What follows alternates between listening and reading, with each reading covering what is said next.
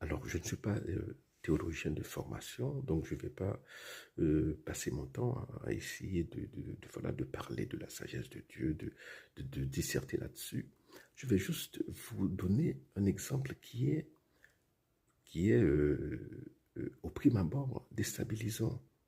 C'est une sainte, je ne m'appelle plus laquelle, c'est une sainte du 19e siècle qui s'occupait à cette époque-là. Et bon, voilà, il y avait pas d'État-providence en Europe, hein, donc elle s'occupait des pauvres. Hein. Donc on mélangeait tout le monde. Hein, bon, il y avait les addictés à l'opium, les gens les naufragés de la vie, quoi. Donc, et il y avait des alcooliques.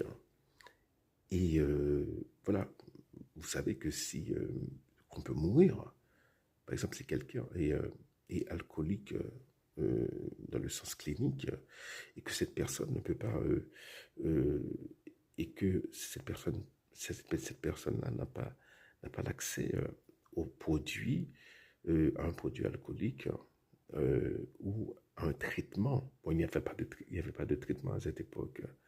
Bien, la personne peut mourir. Hein. La personne peut mourir. Hein. Et mais qu'est-ce qu'elle faisait? Hein? Elle ne leur disait pas, mais comment est-ce que vous êtes devenu alcoolique? Vous n'avez pas honte? Vos femmes et vos enfants. Ce qu'elle faisait, c'est que ces gens-là, ces pauvres-là, qui étaient dans un état pas possible psychologiquement, parce que, bon, voilà, ils n'avaient plus de sous pour s'acheter de l'alcool, elle leur donnait un peu d'alcool, on va dire.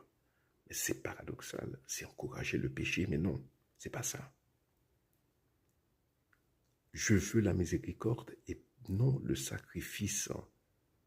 Voilà, c'est dit dans Matthieu, dans Saint Matthieu. Jésus le dit. C'est si il y a une justice, il y a une rigueur, hein, mais ça c'est avant. La rigueur, la justice, c'est avant que la personne ne tombe malade. Mais lorsqu'on a en face de soi quelqu'un qui souffre, quelqu'un qui, voilà, quelles que soient les conditions qui expliquent sa souffrance, hein, bien, le m'originer, en plus, c'est pour se sentir supérieur, pour se sentir bien. Ça n'a aucun sens. Pour avilir les gens, des gens qui sont déjà dans un état pitoyable. Voilà. C'est pas la manière de se comporter d'une sainte. Hein.